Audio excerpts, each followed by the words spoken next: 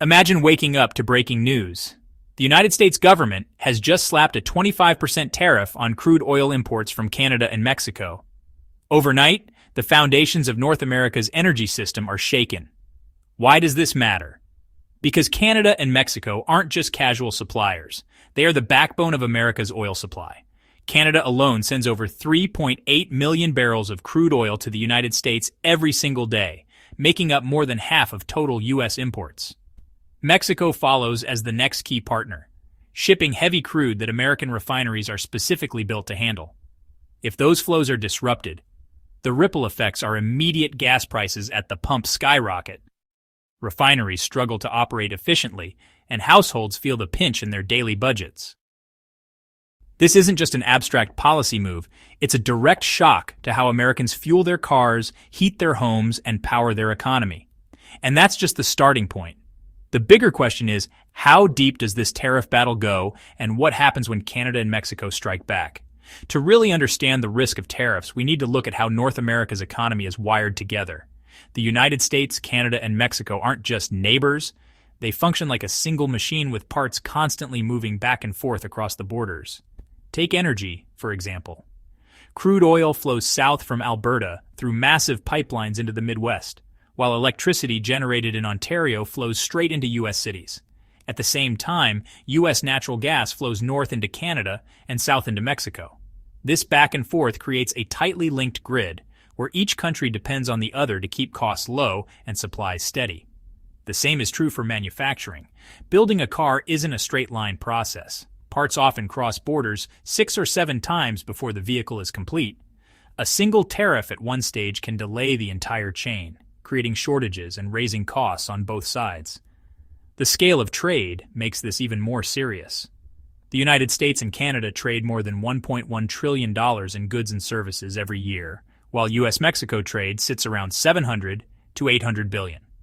These aren't small numbers. They represent millions of jobs and thousands of businesses. And here's the key. America's oil refineries are specifically designed to process the heavy crude that comes from Canada and Mexico. Replacing that supply isn't like flipping a switch. It would be like suddenly asking a diesel truck to run on jet fuel. It just doesn't work without major changes. That's why imposing tariffs on Canada and Mexico doesn't just create friction at the border. It risks jamming up an entire system that was built to run smoothly across all 3 countries. So what actually happens if a 25% tariff hits Canadian and Mexican crude oil? Think of it like a domino effect. First, the cost of imported oil instantly jumps. Refineries that depend on this supply can't just walk away. They're locked in because their equipment is designed for that specific heavy crude. That means they either pay the higher price or reduce output.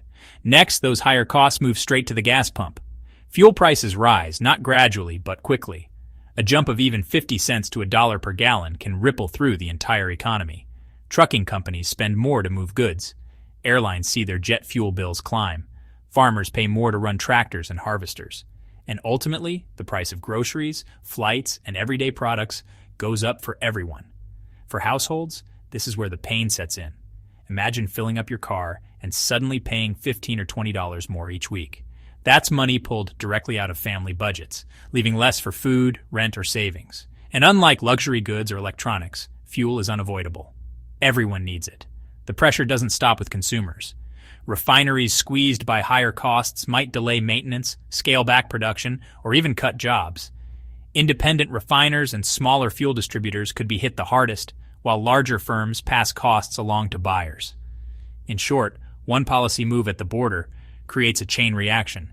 Barrels become more expensive, pumps run higher, and households across America feel the squeeze.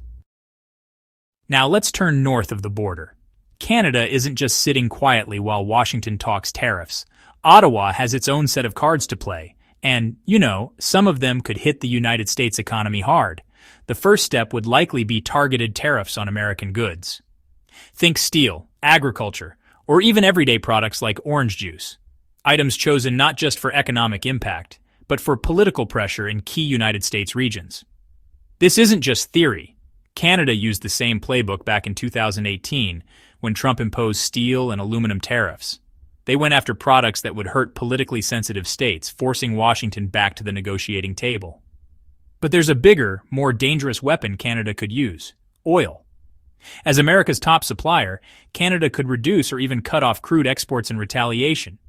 That would be like turning off the main valve of America's energy system. The consequences? Fuel prices spiking overnight, refineries scrambling for alternatives, and consumers caught in the middle. Here's the complication. Not all Canadians agree on this strategy. In Alberta, the heart of Canada's oil and gas industry, leaders worry that restricting exports would hurt their own economy just as much as America's. Jobs, provincial revenues, and investment in energy infrastructure could all take a hit. On the other hand, provinces like Ontario have floated a different kind of retaliation limiting electricity exports to United States markets. That could leave American consumers across border states facing power shortages or higher bills. So Canada has a ladder of options, from tariffs on United States goods to drastic energy measures. The big question is how far Ottawa would be willing to climb, knowing that every step also risks hurting its own economy. If Canada's response could sting, Mexico's retaliation might cut just as deep. Mexico is America's second-largest trading partner, and its economy is tightly tied to United States industries, especially autos and agriculture. So when Mexican officials say, "If a tariff comes, we will retaliate," they mean it. The most obvious targets are American farm goods. Imagine Midwest farmers suddenly losing one of their biggest markets. Corn, soybeans, and meat exports could be slapped with tariffs, leaving United States producers with excess supply and plunging prices. That would devastate rural economies already running on thin margins. Then comes autos, the real pressure point. Cars and car parts don't get made in one place anymore. A single vehicle can have parts that cross the United States-Mexico border 6 or 7 times before it's finished. Put a tariff in the middle of that process, and the whole supply chain seizes up. Assembly lines could slow down or even stop, costing jobs in both countries. But Mexico isn't just reacting, it's also planning for the long game. The government has rolled out Plan Mexico, a strategy to strengthen its own production in sectors like automotive and aerospace. The idea is to reduce dependence on the United States and build resilience against future trade shocks. In other words, Mexico wants to turn this conflict into an opportunity to invest at home and shield itself from future tariff threats. For the United States, that's a dangerous double hit: higher consumer prices in the short term and a weakened grip on Mexico's supply chains in the long term. What starts as a trade dispute could end with Mexico less reliant on the United States and more competitive globally. So far, we've focused on North America, but here's the twist. Tariffs don't happen in isolation. If Washington escalates against Canada and Mexico, it risks opening multiple battlefronts at once, because Europe and China are already watching closely.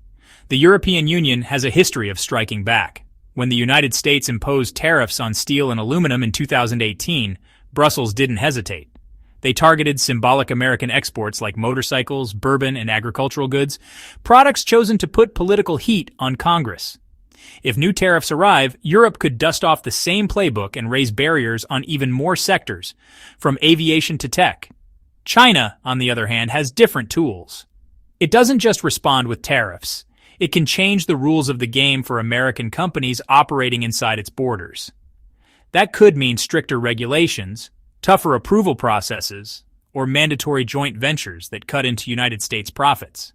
And if Beijing decides to restrict exports of critical raw materials, things like rare earths used in electronics and defense systems, entire United States high-tech industries could feel the squeeze overnight.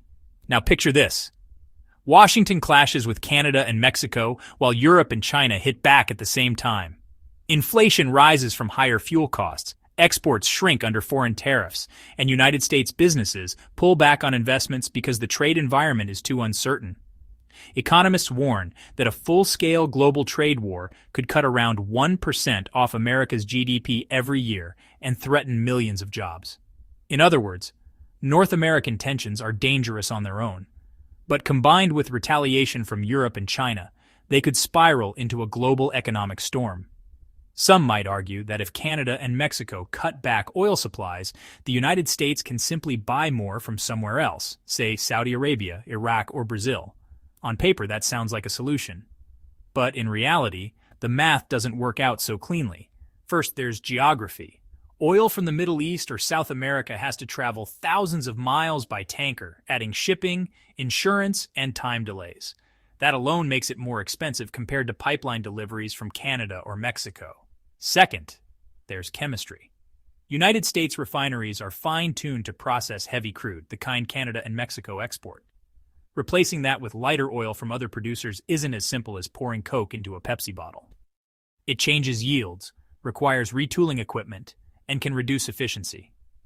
Retrofitting refineries takes years and billions of dollars, not something that can be done overnight. Third, there's politics.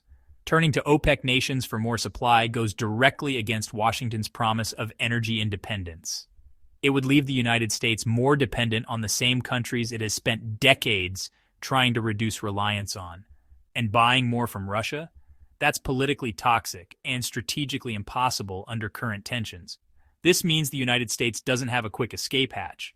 Tariffs on Canadian and Mexican crude would hit immediately, while any alternative supply strategy would take years to balance out.